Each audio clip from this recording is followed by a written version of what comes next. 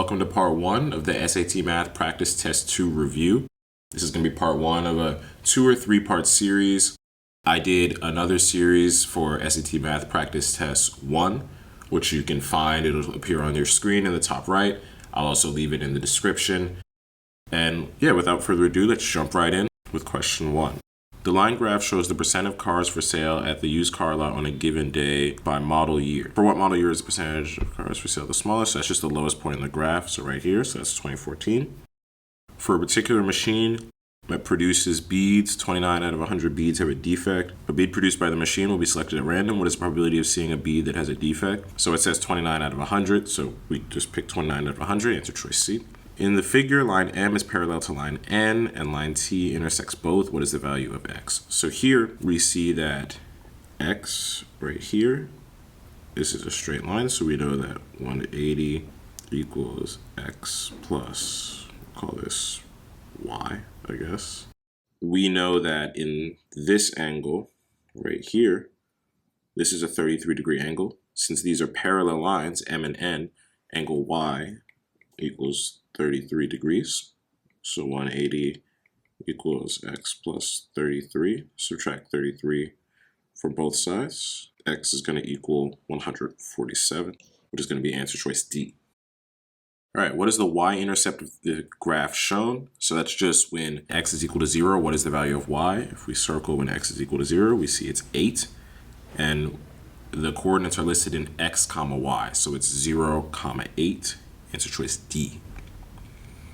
The total cost f of x in dollars to lease a car for 36 months from a particular dealership is given by f of x equals 36x plus 1,000, where x is the monthly payment in dollars. What is the total cost to lease a car when the monthly payment is $400?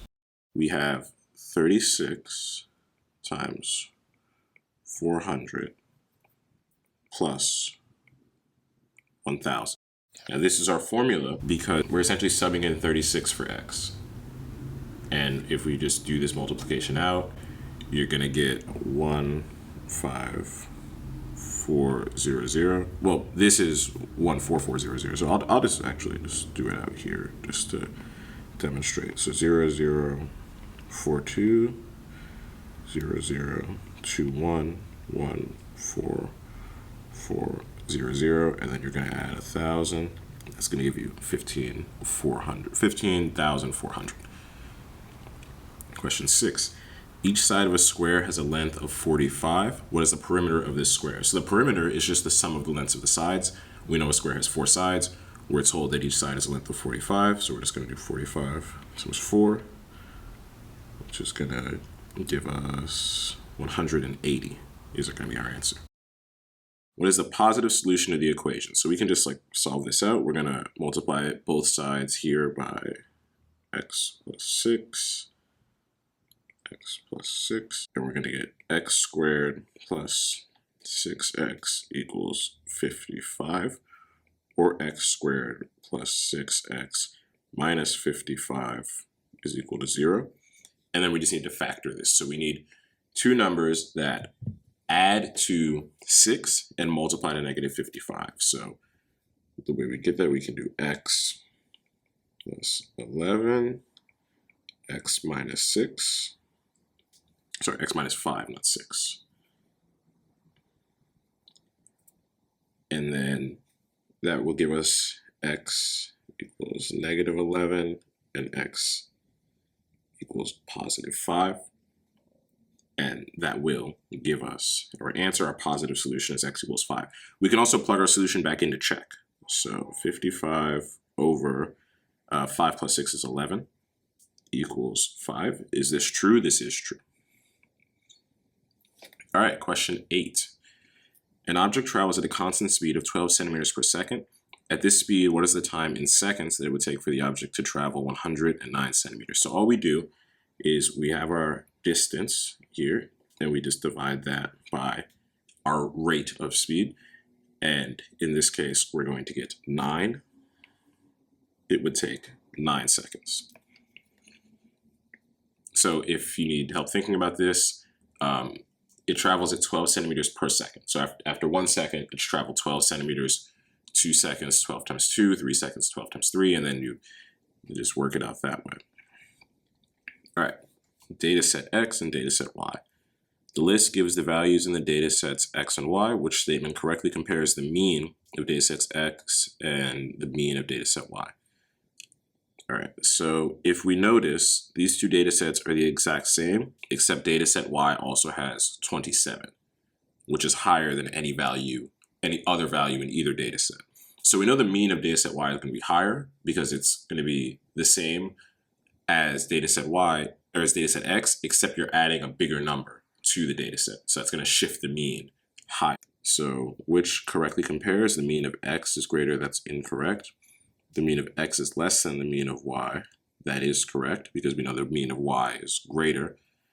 The means are equal, that's not true, and we do have enough information. Importantly, we don't need to calculate the means here. That can be an area of time that could be wasted that we don't need to worry about. If you do want to calculate the means, you're more than free to do that though.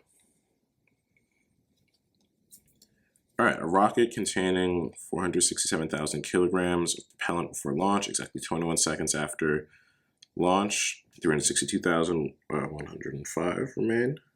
On average, how much did it burn each second after launch? So first, we just need to get the amount burned. 362,105. So we're going to do this subtraction. I'm just going to use a calculator in this case because we are allowed to on this section. 362,105. And that's going to equal 104,895. Now, that happened within 21 seconds. So we're going to take this and we're going to divide it by 21. And when we do that division, we get 4,995. So that's how much it burned each second on average. All right, so 4x plus 2 equals 12. What is the value of 16 plus 8? So if we notice, 16x plus 8 is equal to 4 times 4x plus 2. We know that 4x plus 2 equals 12, so it's equal to 4 times 12, which is 48. An object is kicked from a platform. The equation h equals negative 4.9t squared plus 7t plus 9 represents the situation where h is the height of the object above the ground and t is in meters. Yeah, h is the height in meters, t seconds after it is kicked. Which number represents the height in meters which the object was kicked? So when it was kicked, t is seconds after it was kicked. So when it was kicked is 0 seconds after it was kicked. So we're going to plug in 0 for t. And we're going to get 9. 9 is going to be our answer here.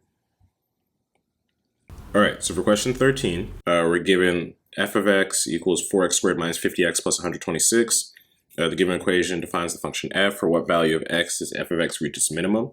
So to solve this, we're going to put the equation into what's called vertex form, which is going to be the following. You'll have f of x equals a x minus h squared plus k. In this case, we're looking for h. So to start, we're going to factor out the 4 from the x terms. And we'll have 4x squared minus 50x over 4 plus 126. That part is unchanged.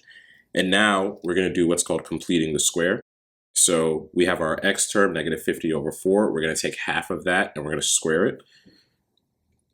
So we're going to get 4x squared minus 50x over 4 plus 50 over 8 squared. We're going to take the 50 over 4 and take half of that and then square that. And then because we added that, we're going to have to subtract it again.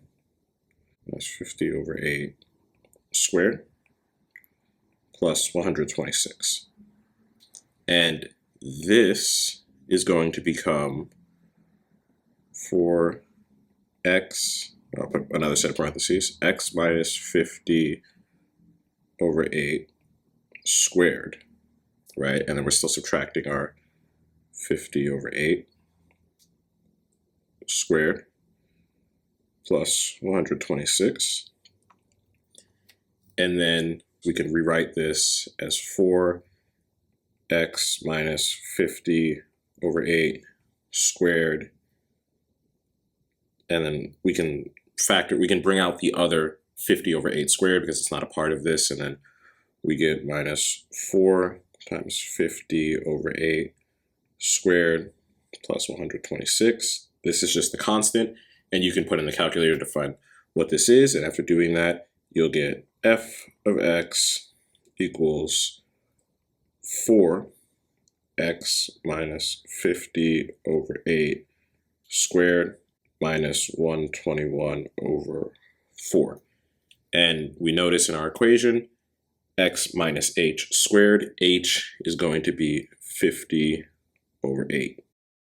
So we could have actually stopped once we got to here and we had our 50 over 8, but I wanted to continue going through just to solve the rest of the question, just to demonstrate how you complete the full question. But yeah, so our answer is going to be 50 over 8. You can actually simplify it. I'll simplify it to 25 over 4, just dividing the numerator and denominator by 2. Now let's move on to question 14. All right, and for question 14, a small business owner budgets $2,200 to purchase candles.